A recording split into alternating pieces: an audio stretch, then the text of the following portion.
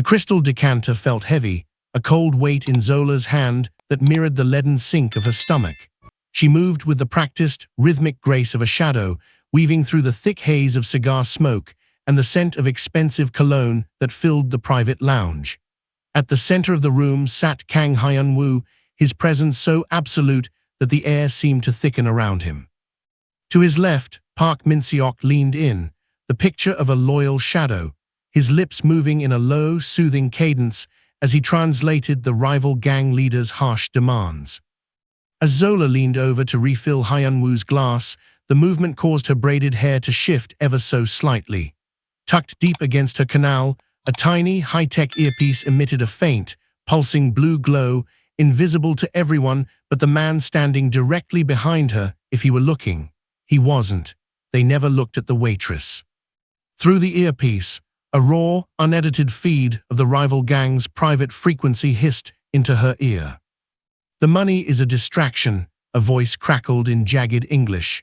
"Once the boss signs the third page, the snipers in the rafters have the green light. Kill them all, leave the girl for the cleanup crew." Zola's hand didn't shake, but the wine in the glass rippled. Beside her, Min-seok was smiling, his voice a smooth silk ribbon in Korean. "They say they are honored by your generosity, Chairman Kang. They believe this treaty will bring a decade of peace to the Namdaemun district." It was a beautiful lie. It was a death sentence. Hyun-Woo reached for the glass, his fingers clad in a high-contrast black leather glove. The leather creaked, a small, predatory sound in the quiet room. He didn't look at the bottle. He didn't look at his translator. His gaze was fixed on the far wall, cold and analytical, as if he were already seeing the ghosts of the men he was about to lose. Zola felt the heat of the red neon light behind her, framing the three of them in a zone of high alert. Every instinct told her to run, to vanish into the service tunnels and never look back. But then she saw it, the single, almost imperceptible twitch in Min-seok's jaw.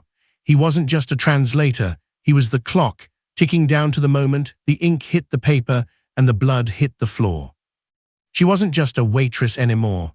She was the only person in the room who knew that within 60 seconds, the man with the black glove would be dead, and she would be the witness they couldn't afford to leave behind. As she pulled the bottle back, her fingers brushed the silk of Hyun-Woo's sleeve, the first breach of a wall that had stood for years. The air in the private lounge curdled, turning thick with a sudden, suffocating silence. Zola Khumalo could feel the eyes of the two henchmen at the door boring into her back like loaded barrels, but her focus was entirely on the man whose life was currently a house of cards. Breaking every unspoken rule of the underworld, Zola reached out. Her hand, trembling with a mix of terror and adrenaline, pressed firmly against Kang Hyun-Woo's shoulder. It was a zero-protocol breach, a death sentence for any ordinary servant. The leather of his expensive suit felt cold beneath her palm, a stark contrast to the heat rising in her chest. Hyun-Woo didn't flinch. He sat like a statue carved from obsidian, his profile sharp and unmoving. But Zola saw the infinitesimal tightening of his jaw, the way his breath hitched, just enough to rattle the amber liquid in his glass. "He is lying," she whispered, her voice a low, gravelly rasp of South African accented conviction that bypassed the professional veneer of the room. To her right, Park Min-seok's world imploded. The translator, who had just spent 20 minutes carefully weaving a web of false promises, physically recoiled. His chair let out a sharp, pathetic scrape against the mahogany floor. His face, once a mask of smug competence, was now a pale, sweating ruin of raw panic. He looked at Zola, then darted his eyes toward Hyun-Woo's ear, his mouth agape as he realized the waitress hadn't just been serving drinks. She had been listening in a tongue he thought was his secret weapon. Zola didn't look at the liar. She kept her gaze locked on the boss's temple, her heart hammering a frantic rhythm against her ribs. She had risked everything, her job, her safety, her very life, on a gamble of linguistic intuition. Hyun-Woo slowly turned his head. The movement was predatory, agonizingly deliberate. He didn't look at his translator first, he looked at Zola. In the cold, analytical depths of his eyes, she saw the V-shaped, emotional shift. The aloof, wealthy predator was gone, replaced by a man realizing he had been blinded by a viper in his own nest. The silence stretched, heavy with the weight of the stacks of cash on the table and the impending violence that now hung in the air like ozone before a storm. Zola didn't pull her hand away. She held her ground, a lone waitress standing in the center of a deadly deal, waiting for the boss to decide if she was his savior or his next target. The wine glass hovered inches from Hyun-Woo's lips, the dark liquid catching the flicker of the red neon light. The silence that followed Zola's touch was not empty, it was heavy, pressurized, like the moment before a storm breaks. Every guard in the room shifted, their leather holsters creaking in a terrifying unison. Zola's hand remained on the boss's sleeve, her fingers pale against the expensive dark fabric. She could feel the coiled power in his arm, the absolute stillness of a man who lived and breathed in the space between life and death. Hyun-Woo did not pull away, he simply stopped. He lowered the glass, setting it back onto the dark wood table with a click that sounded like a gunshot. The rhythmic translation from Min-seok died in the air. The translator's eyes darted from the boss's face to Zola's hand, a flicker of raw, jagged panic crossing his features before he smoothed it back into a mask of professional concern. "Chairman," Min-seok stammered, his voice an octave higher than it had been a moment ago. "The girl, she's clumsy, she's overwhelmed by the gravity of your presence. I'll have her replaced immediately." Hyun-Woo didn't look at Min-seok. His gaze dropped to Zola's hands. He tracked the slight tremor in her fingers, the way her knuckles were white from the sheer force of her own restraint. He saw the way she wasn't looking at the money or the guns, but directly at the space between his ear and the translator's lying mouth. The air in the lounge grew arctic. The rival gang leader across the table narrowed his eyes, his hand disappearing beneath the mahogany edge of the desk. The snipers in the rafters were waiting for a signal, but the only signal being sent was the one Zola had just broadcasted. The circle had been breached. "Waitress," Hyun-Woo said, his voice a low, gravelly vibration that seemed to rattle the crystal on the table. He spoke in Korean. "Slow and deliberate, you have broken protocol. In this room, that usually costs a tongue." Zola didn't flinch. She leaned in closer, the V of their proximity tightening until she could smell the smoke and sandalwood on his skin. She didn't look at the liar. She looked only at the boss. "The tongue you should worry about, Chairman," she whispered, her Korean flawless, sharp, and academic, "is the one currently telling you that slaughter means peace." Hyun-Woo's eyes shifted then, moving with a predatory slowness from Zola's face to Min-seok's. The translator's face drained of color, his mouth falling agape as the reality of the situation crashed down. The silence returned, deeper and more dangerous than before, as the most powerful man in Seoul realized his most trusted tool was his greatest enemy. Min-seok let out a sharp, forced laugh that cracked like thin ice under a heavy boot. He shook his head, looking around the table at the stone-faced henchmen as if sharing a private joke at Zola's expense. "Chairman, please, you're going to listen to the delusions of a migrant waitress. She probably picked up a few phrases from a soap opera and thinks she's a scholar."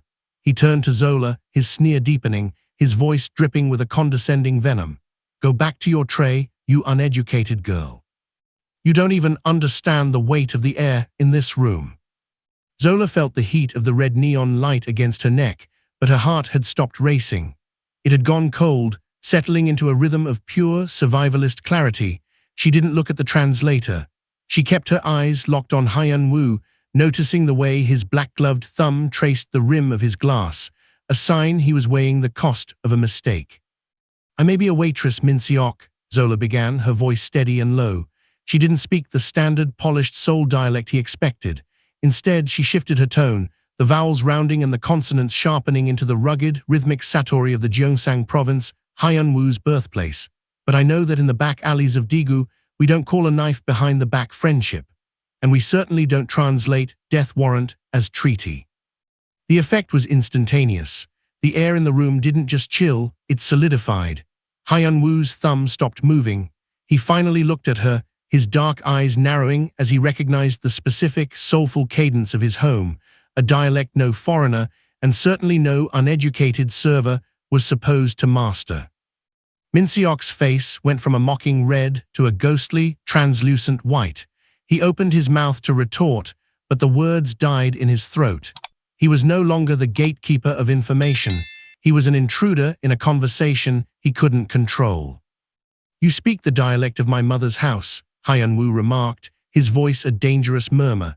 He turned his head slightly toward Min Seok, whose sweat was now visible, carving paths through his expensive foundation. "And my translator seems to have forgotten his own tongue. Tell me, girl, if he is lying about the treaty, what is he saying about the men in the rafters?" Zola didn't blink. She could feel the sniper's aim somewhere in the dark above them, but the boss's attention was a far more lethal weight. "He's telling them to wait for the ink," she replied in that same, biting regional accent. "Because once you sign, the only thing left to translate will be your eulogy." The silence that followed was brittle, held together only by the sheer force of Hyun-Woo's terrifying composure. He looked down at the table, his expression unreadable, his black-gloved hand hovering over the crystal tumbler Zola had just filled. Min Seok was hyperventilating now, the sound of his ragged breaths amplified in the vacuum of the lounge. The rival gang leader across the table reached slowly for his breast pocket, his eyes darting toward the shadows of the ceiling. Without warning, Hyun-Woo's hand tightened. There was a sharp, crystalline crack as the heavy glass shattered in his grip. Shards of expensive lead crystals sprayed across the dark wood, and a jagged piece sliced through the leather of his glove, drawing a thin line of crimson that bloomed against the white tablecloth. Min Seok let out a strangled yelp, his entire body jerking backward so violently that his chair screeched against the floor. He scrambled to his feet, his hands flying up to cover his face as if shielding himself from a grenade. The cowardice was naked, a reflexive admission of guilt that stripped away his decades of polished service. He wasn't just afraid of the glass, he was afraid of the judgment he knew was coming. Zola didn't move. A shard of crystal had grazed her cheek, leaving a stinging trail of heat, but she remained rooted to the spot. Her hand stayed resting near the wine bottle, her eyes never leaving Hyun-Woo's face. She didn't flinch, she didn't blink. In the high-stakes theater of the Namdaemun underground, she had spent her life being invisible, and that invisibility had forged a spine of tempered steel. She knew that to move was to be a target, and she had already chosen her side. Hyun-Woo looked at the blood on his glove, then up at his translator. The contempt in his gaze was more lethal than any bullet. He then shifted his eyes to Zola. He saw the thin red line on her cheek, the way she stood like a statue amidst the wreckage of the table. A ghost of a smile, cold, fleeting, and dangerous, touched the corners of his mouth. "The man who knows the plan flinches because he knows what the noise represents," Hyun-Woo said, his voice dropping to a subterranean growl. He picked up a large, triangular shard from the table, turning it over to catch the red neon light. "But the girl stays still because she has nothing left to hide." He stood up, the movement slow and serpentine. He didn't look at the rival gang leader or the money. He stepped into Zola's personal space, the V of their proximity now so tight that the air between them felt electric. He held the shard of glass up to her face, the jagged edge inches from her throat, testing her one last time. Zola leaned into it, her pulse steady, her gaze a silent challenge. "Min Seok is a creature of the dark," Hyun-Woo whispered, "but you, Waitress, you are something else entirely." The tension in the room finally snapped like a frayed wire. Across the table, the rival leader, a man whose face was a map of old scars and new greed, didn't need a translation to understand the shift in the atmosphere. He saw the shattered glass, the translator's pathetic retreat, and the way Hyun-Woo stood over the waitress like a protective shadow. To him, the delay wasn't a realization of truth. It was a stalling tactic for a counter-ambush. "K Kutni CEO," the rival growled, his voice a jagged blade. "It's over." The movement was simultaneous. As he barked the order, his two lieutenants reached into the dark voids of their silk blazers, their hands closing around the cold grips of their holsters. The metallic slide of safety catches being disengaged echoed against the marble walls, a series of sharp, rhythmic clicks that signaled the end of diplomacy. Zola didn't look at the guns. Her world had narrowed to the man standing inches from her. She could feel the sudden, violent heat radiating from Hyun-Woo as he shifted his weight. He didn't reach for a weapon, he reached for her. his black-gloved hand clamped firmly onto the back of her neck, not in an act of aggression, but as a physical anchor. He pulled her down, forcing her body behind the heavy oak shield of the table, just as the first red laser dot danced across the white tablecloth, searching for his heart. "Down," Min-seok shrieked, but he was already scrambling toward the exit, his cowardice leading him directly into the line of fire. The red neon line in the background seemed to pulse with a new, frantic energy, casting long, bloody shadows across the floor. The air grew thick with the ozone smell of impending violence. The rival leader stood, his chair flipping backward and crashing into the dark wood paneling, his own weapon clearing leather. He wasn't looking at Hyun-Woo anymore. His eyes were fixed on the rafters, waiting for the snipers to finish what he had started. But the snipers remained silent. In that heartbeat of frozen time, Zola looked up at Hyun-Woo. He wasn't flinching. He wasn't even looking at the men aiming at his head. He was looking at the door, his jaw set in a line of terrifying resolve. He had realized that the betrayal went deeper than a lying translator. The entire room was a cage, and the bars were about to turn into lead. "Don't move," he commanded Zola, his voice a low vibration against her ear that drowned out the shouting and the chaos. "If you breathe, breathe into the floor. The next 10 seconds belong to the dead." The rival leader leveled his barrel, his finger tightening on the trigger, the V of the confrontation finally collapsing into a single point of no return. The air was heavy with the metallic tang of unsheathed steel and the frantic, shallow breaths of men about to commit murder. The rival leader's finger began its final, lethal squeeze on the trigger, but Zola didn't let the silence break. She didn't stay beneath the safety of the oak. Instead, she surged upward, her hand catching the edge of the table to steady herself, her voice cutting through the tension like a glass cutter through a pane. "He doesn't have it," she screamed, her voice echoing with the authority of the Gyeongsang dialect she had used to shatter Min-seok's composure. The rival leader hesitated, the barrel of his gun dipping an inch. "What did you say, girl?" "The contract in that briefcase," Zola said, pointing a steady finger at the leather case sitting between the two warring factions. "It's a blank forgery. Min-seok didn't just lie about the words, he stole the ink. He knew you'd kill the chairman tonight, but he had no intention of letting you have the Namdaemun territory. He's playing both of you." Min-seok, frozen near the exit, let out a sound that was half sob, half choke. His eyes went wide, reflecting the red neon glow like a trapped animal. "She's lying, she's a waitress. How could she possibly?" "Because I saw you," Zola countered, stepping out from behind Hyun-Woo, placing herself directly in the line of fire. "3 nights ago in the service pantry, you didn't see me because I was just the girl changing the linens. You tucked the original signed treaty, the one with the chairman's real seal, into the hollowed-out base of the Buddhist shrine in the foyer.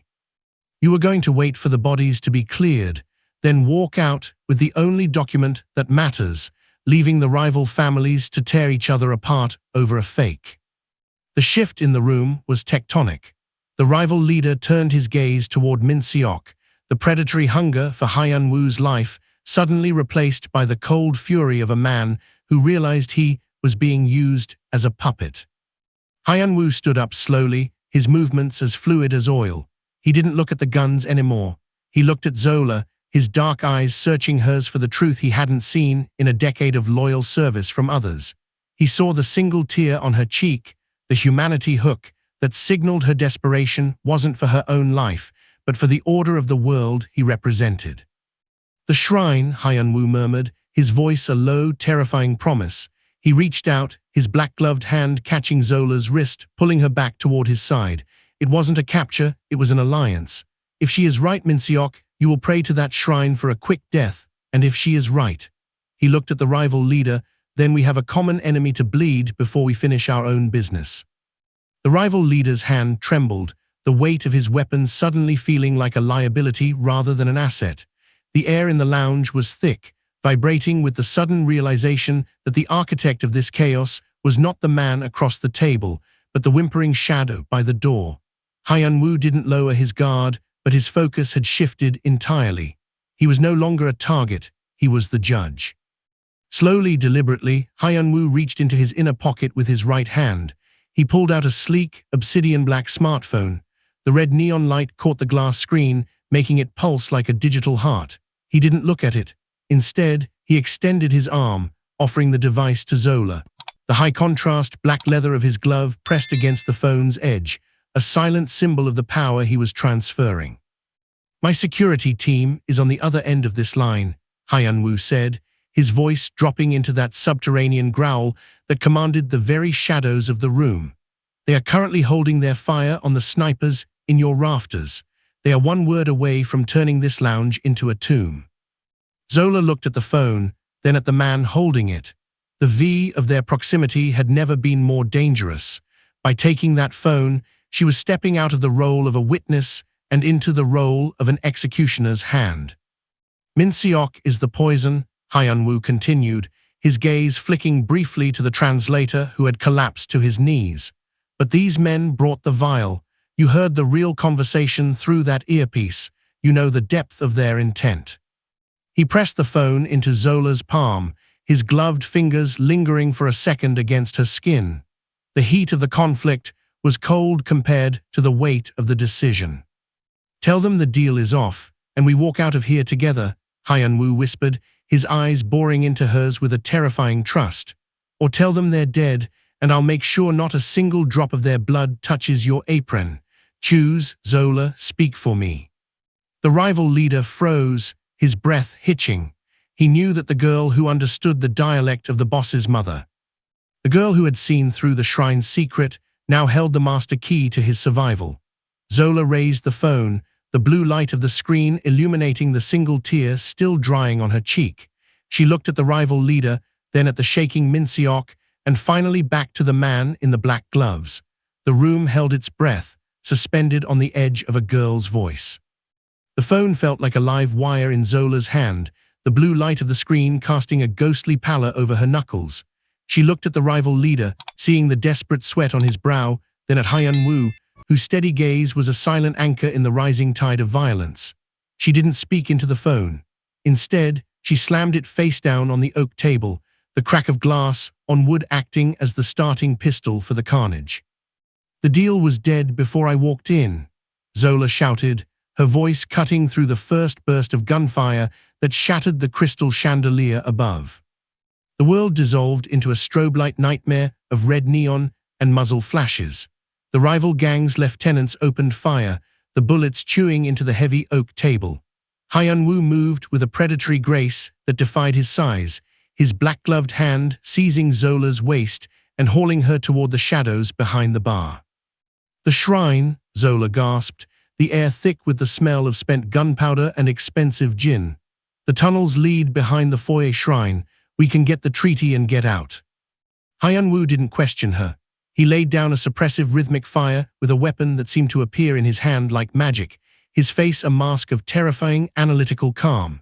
They moved through the back of the lounge, Zola leading the way through the narrow, steam-filled service corridors she had scrubbed 1,000 times. These were the veins of the building, a labyrinth of rusted pipes and dim yellow bulbs that the high society monsters upstairs ignored. Behind them, the lounge was a symphony of destruction. Min-seok's screams were cut short by the roar of a falling beam. Zola didn't look back. She navigated the tight turns and low ceilings by muscle memory, her servers' flats hitting the damp concrete in a frantic staccato. They reached a heavy iron door camouflaged by a stack of crates. Zola threw her weight against it, the hinges screaming in protest, and they tumbled into the quiet, opulent foyer. The Buddhist shrine sat there, a silent witness in the golden light, its wooden base carved with intricate lotus flowers. Hyun-Woo stepped forward, his leather-clad fingers finding the hidden seam Zola had described. With a sharp tug, the wood groaned and gave way, revealing a thick parchment envelope sealed with deep red wax.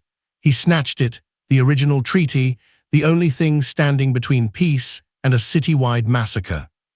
"They're coming," Zola whispered, hearing the heavy boots of the rival gang's cleanup crew echoing in the corridor they had just left. Hyun-Woo looked at the envelope, then at the blood on Zola's apron. He didn't head for the front exit. He turned back to the girl who had saved his life with a whisper. "Show me the way to the street, Zola. From this moment on, you aren't just leading me to safety, you're leading the way for everything that comes next."